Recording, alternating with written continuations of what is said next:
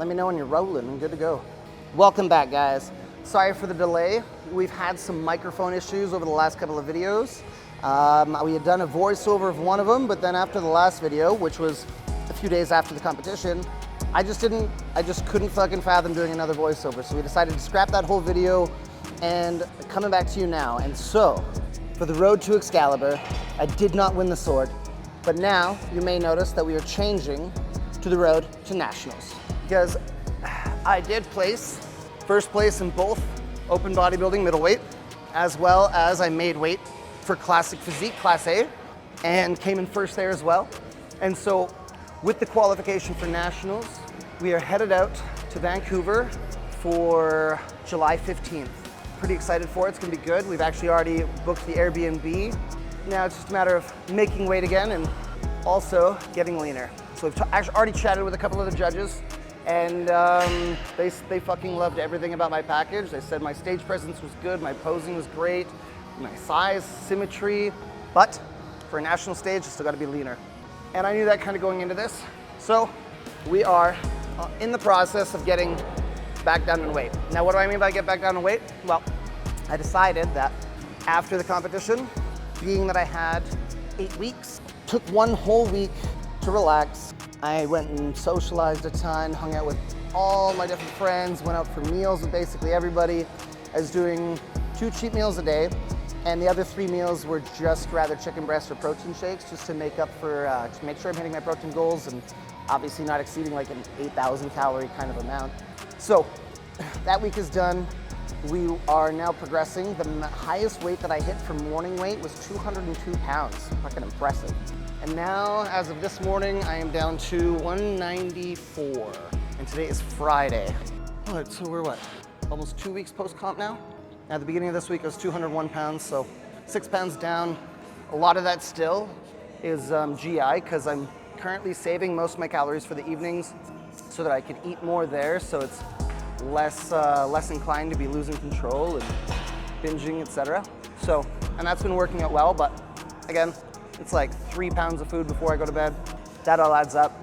So, but stay tuned, guys. Road to nationals. Get into it.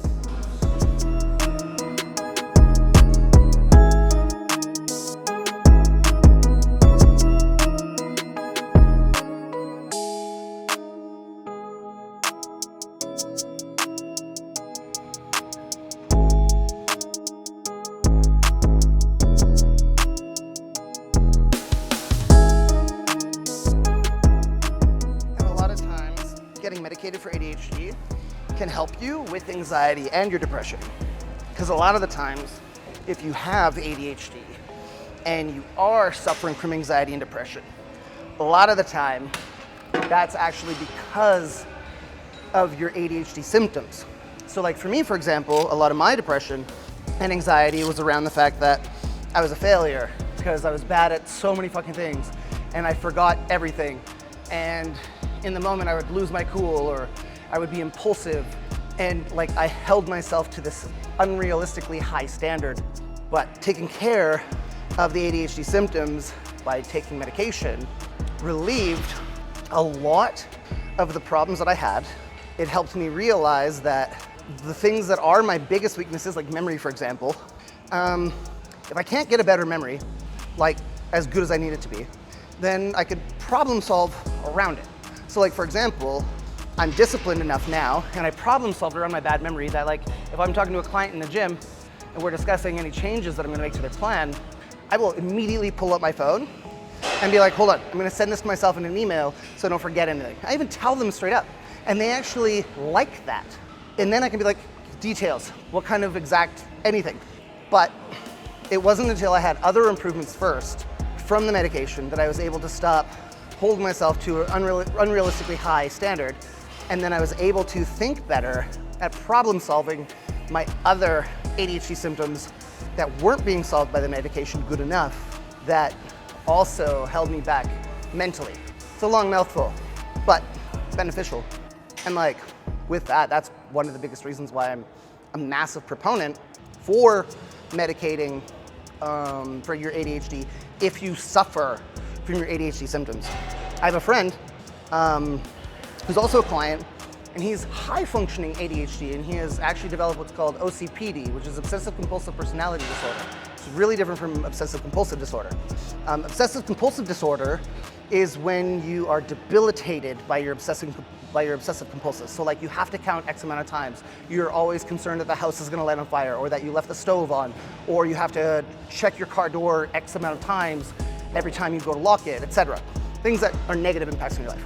OCPD is when you have obsessive compulsives where they benefit your life, like so much so as in like things have to be in the exact same place, or the specific order, or these specific colors because it reminds you of XYZ, or things like that. And so he's a very intelligent man, and with that he's been able to problem solve on his own without medication how to overcome a lot of his memory and the losing things, because everything has a place, so it allows you to do that. But if you suffer from the ADHD symptoms, so then you're always forgetful, you're impulsive, you yell at your kids, you feel like you're a bad parent, you feel like you're a bad partner, or whatever else, you're a bad employee, all these things that can come up because you can't sit still, you can't focus, you can't work hard, you daydream, you forget shit, your mind's all over the place, you can't, whatever there is, talk to your doctor and get medicated for it, because your life can only get better. I know a client that she was concerned because she was like, I don't want to rely on the medication. And I was like, well, no, you already fucking do, because your life is in shambles without it. You suffer so much. And she talked to her doctor, and now her life is completely changed. So, if you have ADHD, I recommend getting it checked out and possibly getting medicated if you suffer. And tangent.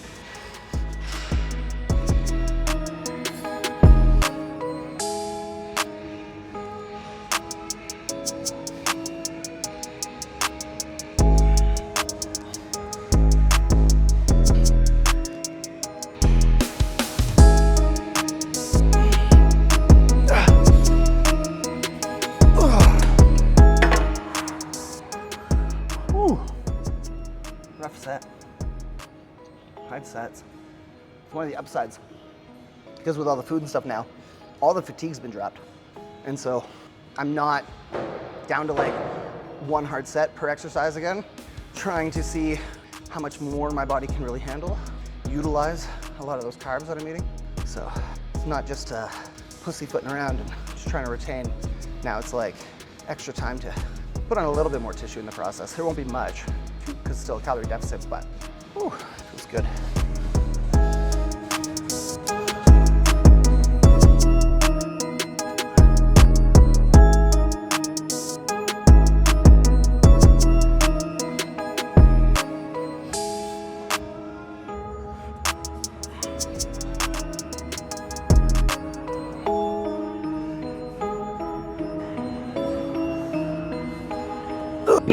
Holy fuck. Oh, that shit's exhausting, man. God damn. Alright, maybe there's still a little bit of fatigue. Nah, I'm probably just a pussy now. Because last time I was doing super hard sets of this exercise, I was lifting 100. 85 is not 100. I do want to talk about the competition and the day after. So, competition was great. The whole day was fucking amazing. One of the things that I like the most, the amount of camaraderie there is. I can't speak for how it is with the women, but with the guys, everybody's fucking pumping everybody up, everybody's helping everybody. I was backstage helping people with their posing. There was a guy that was self-coached that hadn't drank any water all day or had any salt. And I was started giving him some fucking guidance. He was having issues and came back 20 minutes later, felt fucking amazing. One of my friends that I met in the summertime, Classic Kissick, amazing fucking human in general, so young and so talented. His posing is unreal. We actually we both won first place in our classic physique classes, which is amazing. And then we both got to compete against each other for the overall. Neither of us won. He's headed out to Toronto actually this weekend to compete tomorrow. So good fucking luck to him. Not that he necessarily needs it. He's gonna do phenomenal out there. It's gonna be great to see. My friend Justin Jensen up in Edmonton, open heavyweight, super heavyweight bodybuilder. He also won first in his class, and I won first in middleweight, so we got to compete against each other for the fucking overall. neither of us won that. He also competes tomorrow, so again, good luck to him. He looks fucking amazing. This is his year, by the way. He's fucking got things down. And then competition was fucking awesome. Everything went great. Posing routines all went well. Katie almost cried when she saw the classic physique one, which, by the way, I did to our song, like mine and her song. It was the first song. We were actually, the first time I ever told her I loved her was when that song was playing. We were actually at like a concert. Tom DeLonge was 4 feet in front of us. Like, it was like he was singing it to us, and that was the first time I told her I loved her. It was our wedding song. We danced to it. We had like I think a violinist and a cellist learn how to play the song, so she walked down the aisle to that. When I proposed to her, that was the song that was playing, and so I chose that for my classic physique posing routine song, which was amazing. She almost cried. It was phenomenal. It looked great. And everything was fucking awesome. And then I ended up having a photo shoot booked with Bombelki. Now, if you guys have never heard of Bombelki, they were really, really big pre-COVID. They do this phenomenal fucking artwork. Like, they take your photos, but then turn you into like rather a Greek god, or like amazing, amazing work. And their package prices typically are ranged between $2,000 and $10,000 per package, but their work is phenomenal. And so I ended up doing a photo shoot with them, and they were phenomenal. It was great. It was such a good experience, such a fun experience. So I heavily recommend going and checking out some of their work. So what we're gonna do is actually in the description below, we're gonna put a link to not only their Instagram, if we can put it, but then a link to one of their YouTube videos as well, where they actually go through the process of taking a photo from their photo shoot and go through the entire process of like start to finish. It's amazing. It's great fucking work. I'm super excited for that to come back. And it's worth it for sure. Worth it for sure. But it was great. The whole experience was phenomenal. Like I said, it was so much camaraderie. A lot of great people I met. Was able to compete against my friends like I wanted to. But yeah, like it's so good. I'm excited. I'm really looking forward to Vancouver. It's gonna be a lot of fun. I have no idea who's gonna be there. I don't know if I know anybody else who's even gonna be competing then. I think I've got one guy on Instagram that I've known for a long time named Cade. I think he's competing as well in classic physique. So there's an opportunity that if I win first place in mine and he does his, we'll compete against each other for the overall, which would be fucking awesome. So yeah, that's really it. We're on the last couple of exercises for the day. So fuck yeah, let's go.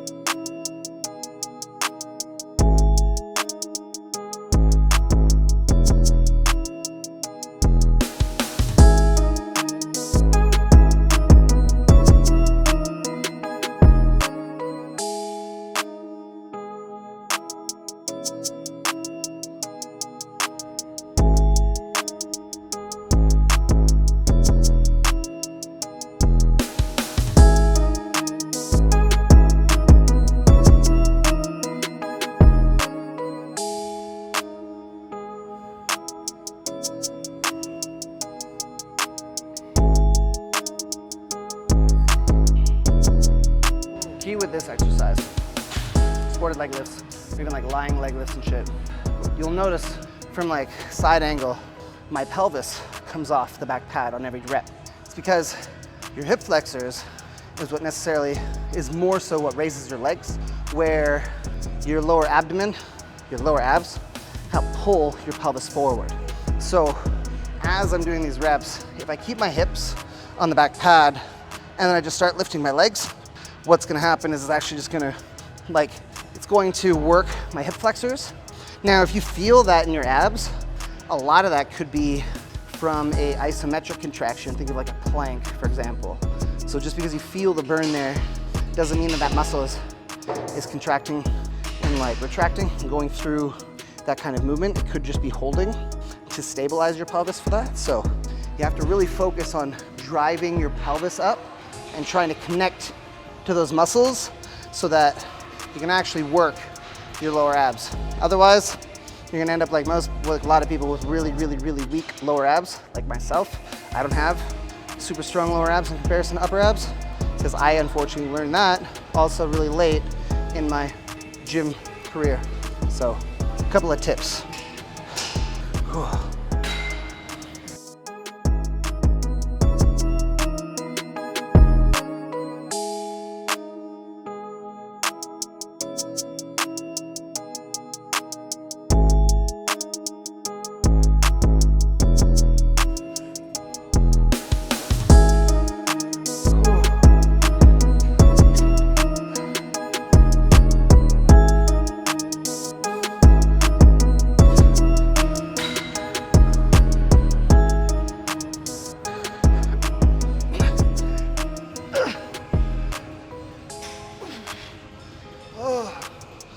All right, ladies and gentlemen, well, like I said, we may not have won the sword, but we are still on the road to nationals. So keep on watching, keep on doing what you're doing, and I'll keep updating you as we go through the process. Enjoy your weekend, guys, and the next week we'll catch up soon.